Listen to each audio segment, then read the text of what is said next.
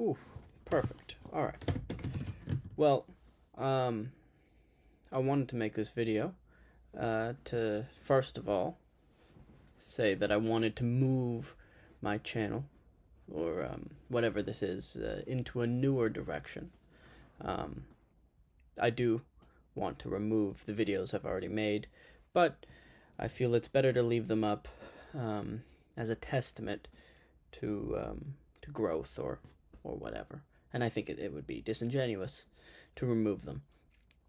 What I would like to discuss, though, I think the idea that I'm interested in today is the idea of human beings not having free will. That we don't have free will. I think this idea bases itself, first of all, in the idea of your theory of time. There are two main theories of time, right? The theory that a lot of people sort of naturally ascribe to is one where we feel that we're moving through time and we're experiencing time, and that I can make choices today, right? And that nothing exists before and nothing exists after. All that exists for me is right now, right? I can think about what has happened, but it is not happening. It is not happening right now. Which makes sense. It's a very intuitive understanding of time.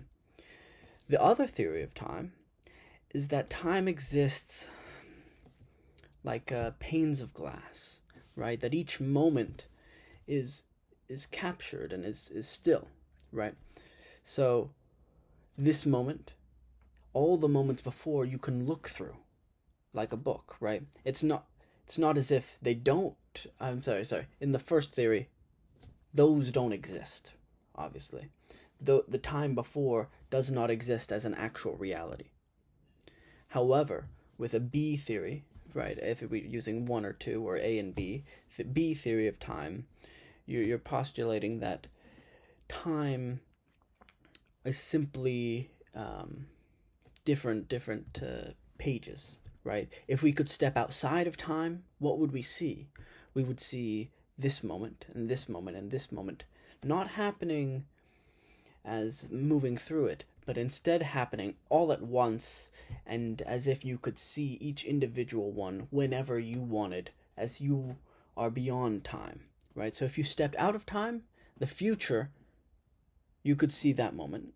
You could see the first moment that ever happened, right? If you believe there's a first moment. But you could see 2,000 years ago, you could say 2,000 years in the future, right? And if you ascribe to this belief, and I don't think this belief is completely out there. Scientists have talked about the dimensions of our world, right? We have three dimensions that make up physical space, right? Forward, backwards, up and down, as sort of reductive. But then we also have a fourth dimension, which is time, which we are moving through. However, a higher dimensional being, right? Of course, scientists have postulated that there's it's like 64 dimensions. It's hard to actually estimate, or hard to know, and I don't have the understanding, of course, to say that there are this many dimensions. However, if there was a fifth dimensional being, right, there would be they would have the ability to look at time from outside of time, right? To look at time like a book. I mean, a good way of explaining this in a way that we can sort of understand is that if you look back, right, if you were to look back at all the moments that have happened before, those people, right, do they have a choice? Now, this is moving into the free will portion of this, right? If in a B theory of time we don't have free will, and I want to explain why that is, right? In an A theory of time, we're moving through time. This is the only moment, right? So I can make whatever choice I want. In a B theory of time, though, it is quite clear that if you believe in that, you must necessarily believe that there is no free will. Both because we see the endpoint, right? So if there is a fixed endpoint that you will get to necessarily, you do not have choice, right? It's not an ethereal or an out there idea such as death, right? That's not the end point that I'm speaking about. The end point in a B theory of time would be sitting at this bed, at this hospital, talking to these people, right? It's a state. So is the state right before that, and the state right before that, and the state of your birth, and all of those exist. So if I was to look back at time, I would see different pains, right? And to be clear, if you were to look back, those people don't have a choice, right? Even from my perspective in time, even not being a creature of 5 dimensions, if I believe in this B theory of time and I look back and I say, okay, my grandparents were alive and they took these actions. Well, they don't actually have choice because it happened, right? It could not have happened any other way. Time could not have happened any other way. Why? Because we exist today. Because I am who I am, right? And so when I make a choice, then it's not as if I have when I make what I'll call a perceived choice. What I perceive as taking an action, right? Starting this video, eating food. That is not a choice. It is the only thing that could have possibly happened due to the prerequisites, which are all the things that have happened before, right? Nothing is random. It is the only option which could have happened because of the history and the prerequisite world that we lived in, right? And I think this idea holds a lot of credence. I think it's a very strong idea. It's certainly like if you had a computer, right? We have computers right now which can generate. Let's take a waterfall. It's the idea, like, right? Computer generated waterfalls. It simulates what will happen. You know, it simulates the effects of gravity, the effects of wind, maybe, or the effects of the slope of the river, or the amount of rocks that are in it, or all these different different factors, right? And if you had a computer large enough which could calculate all the factors in our world, it would spit out one answer, right? It would say, okay, these are all the factors, these are all the laws of reality which we're abiding by. This is how people act, right? So if we had a full understanding of how people acted, of how the world worked, and you made a computer strong enough to encapsulate and understand all these ideas, it could tell you exactly what's going to happen, right? Just as we have computers now, which, although they can't tell you exactly how a waterfall will fall, or how each molecule of water will move, it can show you, or get close, right? It can get a prediction. And so, simply a computer that's so good, it's no longer a prediction, it is reality. So, the point being that all of what has happened before must necessarily mean that this is the only reality, because we only have one choice we can make, right? There's only one choice I can make in this moment, and so there must be a right answer. There must be a right answer in the sense of somebody could predict what I will do, what I will say, how I will say it. And I think this is really a strong idea. I realize I may have gone over quite a few different thoughts there. It wasn't simply this A-B theory of time. I certainly moved through to generating potential realities of how our history affects us. But I think that's all sort of encapsulated together, right? To give you one final example of this idea, your friends, your parents have affected you in some way. Do you believe that is true? If the answer is yes, right? Yes, I believe my friends have made me a better person, have made me understand this differently, right? Often, children have the same jobs as their parents, right? Um, Often being relative, of course, and then precluding other effects, but simply in a vacuum, this is one effect. If your parents' job affects your job, right? Just as if your parents are college educated, you're higher likelihood to be college educated. So if this affects that, then although we don't fully comprehend, right? Because we do not, our brains physically can't comprehend all of the effects on us or how everything around us affects us. But if this thing affects us, everything affects us. And so if everything affects us, who am I? I am the sum of the effects of other people and other things on me. That is who I am. I am not as if I am nothing. I am this unique sum of different effects. However, at my core, or to say, there is no me beyond everything around me that has affected me, beyond the genes which were given to me, which were created me, which were from my parents, right? Like, my genetic makeup itself is not something that is me. It is two other people who then create a unique person, but who my unique person is part of both of them, and they are both parts, derivatives rather, of their parents. And so, in that sense, right, what am I? I am nothing, or I am simply the sum of the parts of the people and the things around me and before me, right? And everything is that.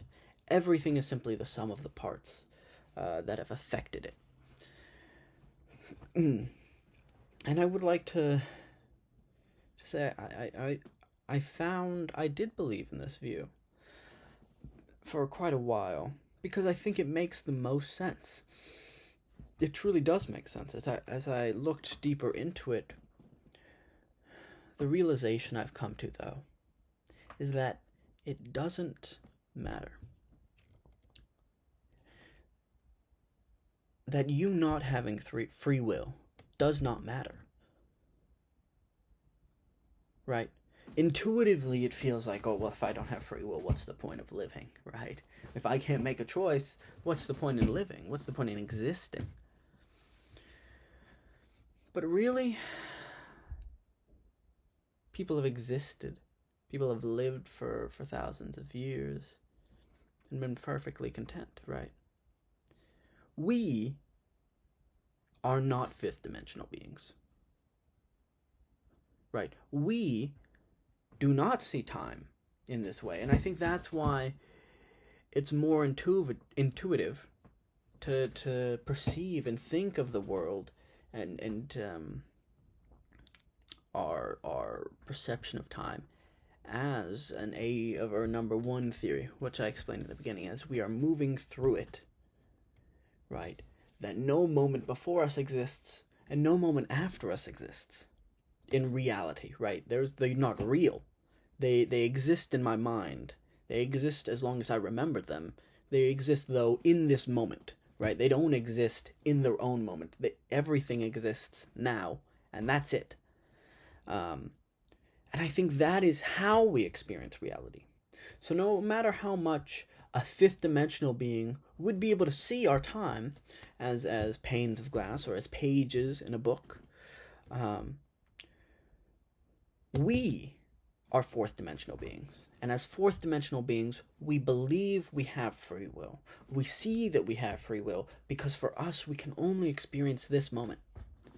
Right? If we can only experience this moment, however much we may be affected by the things around us,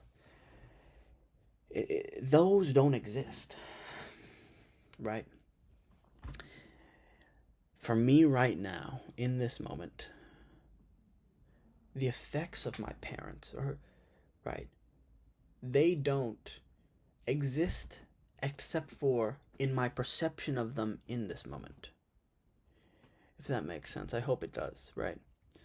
That it's not as if, okay, for me, my parents telling me not to be rude to somebody. It's not real, right? That moment is gone. That moment doesn't exist. What exists, however, is my memory. What exists is the effect it has had on me, the effects I've chosen to have on me, right? And so, in this moment, right now, those things don't matter. Those things don't exist, rather. They may matter in some context, but they don't exist. Right? I think an easier way to think about this is, to me right now, what effect, what cause has my 3,000, 100 generations back grandfather, or greater, 100 generations, the father of 100 generations before me, what effect does he have on me? None. He is gone. He has not had any lasting effect. I have no memory of him, right? Himself, he does not exist anymore as a rational thinking being. He's gone.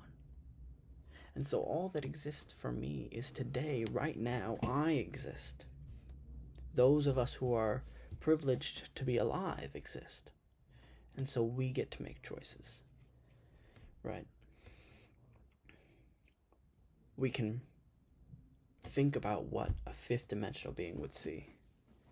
But in reality, we must understand that we are who we are, right? We are fourth dimensional beings. We are humans, and we make choices. I think this idea is very interesting. I think it takes a lot of thought. And I think a B theory of time is very intuitive, in the sense that when you think about it, or I should rather say rational. It's a very rational thought.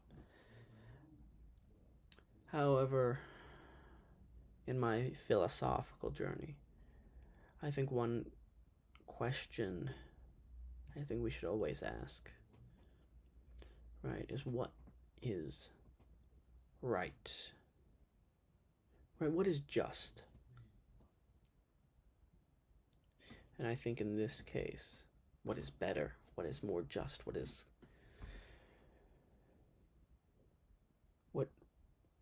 What makes sense, right? What would make us live more? I realize those were independent thoughts, or seemingly separate ideas. What I'm getting at, though, is sort of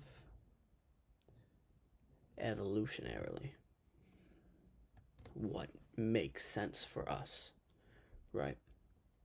What makes sense for us to believe. And quite clearly, what makes sense for us to believe is that we have control over this moment. Because the moment we resign ourselves to not having control, suddenly we stop functioning as the animal which is trying to survive, right? We stop valuing our own life. In a B theory of time, it's irrelevant, my death, my life, because I exist always. I always am, and I always will be. In the moments which are always happening now. Right? However, in an A theory of time, every moment is precious. Every moment is something we must use to the fullest, right? As Thoreau says, right, we must suck the marrow out of life, out of every moment. And I feel that is better for our existence. That makes us live better. That's what we were evolved to believe. And that is why I believe it. That's why I believe we do have free will. That's why I believe we are moving through time. Because it is what a child would believe. Right? At the beginning of our life, I think we often have all the answers. We often understand the world as it should be. And it is only in our experience through the world that we move further from that. And we must try to find a way back. And I believe that intuitive understanding we have as children and as adults is the most true.